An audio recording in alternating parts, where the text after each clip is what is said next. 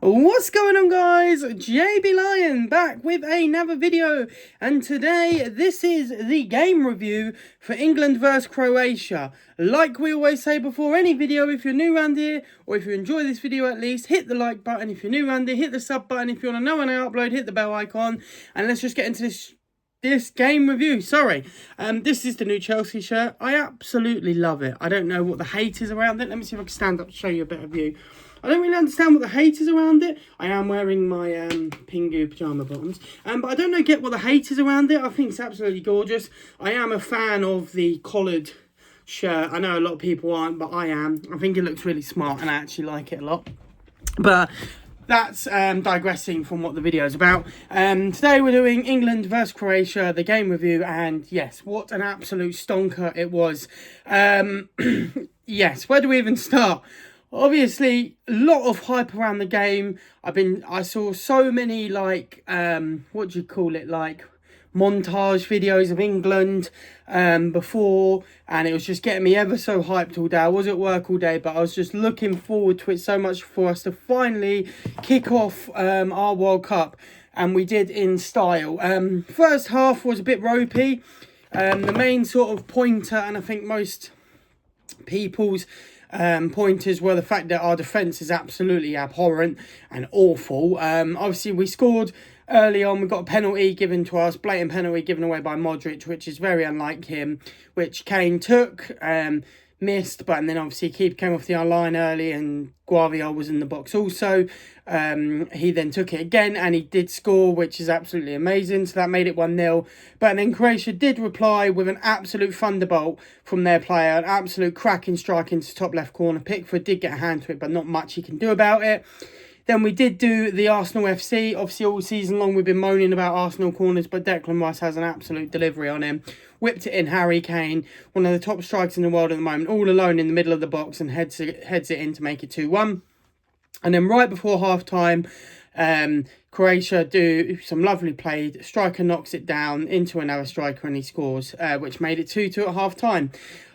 What I loved most of all, and to point out, is that the assistant manager or the coach came out and was like, it's not good enough, and absolutely blitzed them. So if he's blitzing them at half-time, I cannot imagine what Tuchel must have said to him at half-time. He must have absolutely annihilated them, because they came out of the blocks absolutely flying the second half, like they should have been doing all games. They should have been playing like this.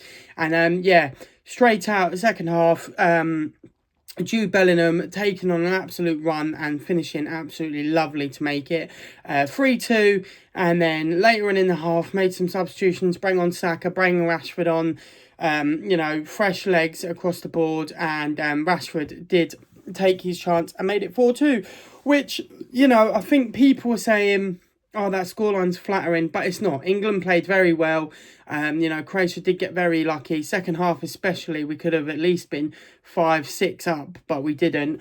And it's just absolutely wonderful to see England playing attacking football, It's absolutely gorgeous. It's what you want to see England be doing. And, yeah, honestly, absolutely wonderful. We deserved the victory. Great first win of the tournament, especially against a team like Croatia. I know, obviously, a lot of people are saying they're an aging team, which they are, but we need to remember that they was the semi-finalists in the last tournament, so let's not forget about that they are a team with a lot of pedigree in them. And yeah, we did extremely well. First half, like I said, was a bit shoddy defensively, and obviously second half came out blitzing. That's not to take away from the fact that I think defensively there's some question marks. I don't really understand what we were doing defensively. I get what people say of, they're, they've never played together and all of that. And I agree, they probably have never played together, and it's probably a lot harder than what it is. But at the end of the day, they're professional footballers and they need to learn and, basically need to learn to play together, and that's it. In my opinion, the only mistake really that was questioned was why, you have Stones and Konsa. I like Konsa, I like Stones, but I think Mark Gahey's had an absolute cracking season.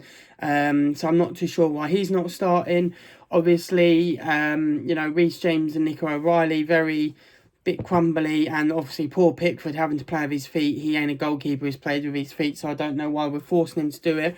It's giving me absolute heart attack every time that bloke gets the ball, which isn't a bad thing because he's an amazing keeper, but he just can't play with his feet. So a few things to tweaking up when we go against Ghana on Tuesday. But it's definitely, well, I think we'll definitely beat them, but we'll be doing a pre-game review for that one. Obviously, other big news was Timo Livramento has been removed from the squad because he did pick up an injury, sadly. But obviously, big Trevor Chalobah has stepped in. I know what a lot of people are saying. Why Trevor Chalobah? Why not Trent? Why not Maguire? And I hear you. I really do. But if you're talking about a player that can play across the back line, it's the sort of versatility you're after. We all know that Tuchel absolutely loves Chelsea, so he's always going to maybe, pick a Chelsea player. But like I said, Chalobah can play right back, left back, centre back. He can play across that back line. So I think that's more why Tuchel's gone for that, especially if he's going to go into a back three. Chalobah's played in a back three quite a bit this season, so I think he is the perfect replacement. I know a lot of people are not going to agree with that, but in my opinion, he is. Obviously, I'm going to be biased because I'm a Chelsea fan, but I think he is the perfect replacement. But yes, guys, that's the end of the video. Obviously, before we go, player of the game for me in that game has to be Elliot Anderson. What an absolute player he is. He was playing beautifully all game, Elliot Anderson. No pressure on him. You wouldn't even look like it's his first tournament. He played absolutely immense in that midfield. And obviously Man City are probably going to get him for very cheap and absolutely have a gem of a player in that midfield. I don't know why Chelsea aren't interested in him, because they should be, because he is an absolute baller. I would be arguing and looking, saying if we get rid of Endo Fernandez, we should maybe look at Elliot Anderson, because he fits in perfectly to what we need at our squad. But hey ho, I'm not the owners. But yes, guys, I've been JB Lion. Thank you so much for watching. Thank you for all the views, likes and everything lately. Really been appreciating it a lot. 6 likes on my last video, which is crazy. New high for us. But yes, guys, I hope you enjoyed this video. I've been JB Lion. I'll see you dudes, dudettes and everyone else in the next video. Peace, guys. Woo! Up the Chelsea.